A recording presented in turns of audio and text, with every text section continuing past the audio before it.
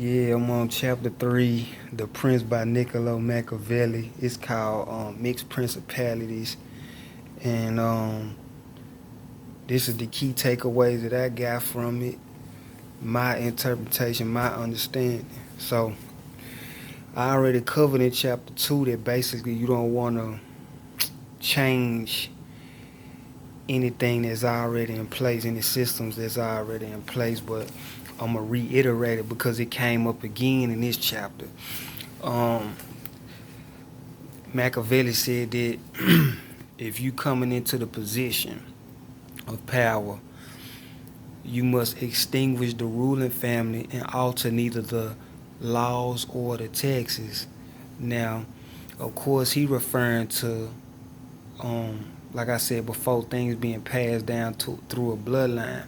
But if you, in a nutshell, if you just knew to a position of power that wasn't handed down to you, um, you would want to get rid of the people that was there before you, basically, and you don't want to change nothing that's already in place, like I said. So, and examples that he used was you don't want to change the laws or the taxes. Now, of course, in government, we know what that is, but if we look at it in a general sense, laws, you could say rules. Rules can apply to anything, businesses, properties.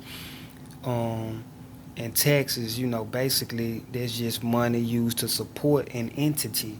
So if we just took all that and rolled it into one thing, we could use an apartment complex as an example. You the owner of an apartment complex. Now, if people are already accustomed to not having loud music, not having loud animals, whatever the rules are, no double parking, no boats, um, whatever the rules are, you keep that in place.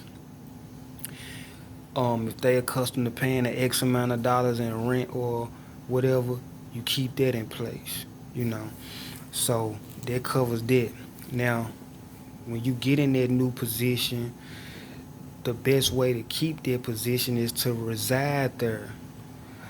If you can't reside there, the next best option would be to send colonies to one or two places. Now, um, if we continue using the example of the apartment complex, right? If you living in an apartment complex with all these units, you can see what's going on as it's happening instead of the shit already happening and then you find out later because you don't live there. So if somebody's selling dope at the apartments, if somebody you know, got boats attached to their tree and you don't want boats and parking spaces, whatever you don't like, you can see that issue and handle it before it gets out of hand.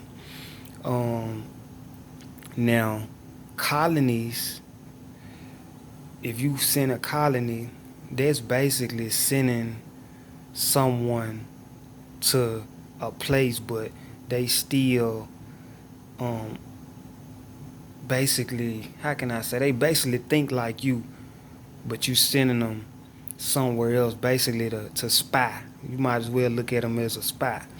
So if you can live in an apartment complex, you would send somebody, you could say like a relative or a family friend, you send them to live there on the property so that they can see um, everything that's going on and you will know that way. Excuse me. Now, the last thing is um, these are the things that you must do.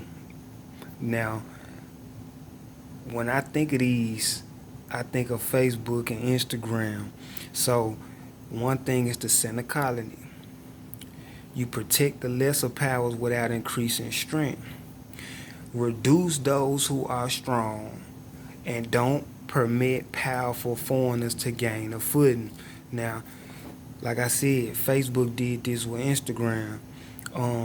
They acquired it, they bought it, and they protecting it without increasing its strength. So Instagram is not being allowed to um, be as big or more powerful than Facebook, and reduce those who are strong. They're still in the same loop as that, and they didn't permit them to gain a footing. So when Facebook saw that that power was getting that strong, they swooped in and snatched them up. So, like I said, those just the key takeaways I got from it.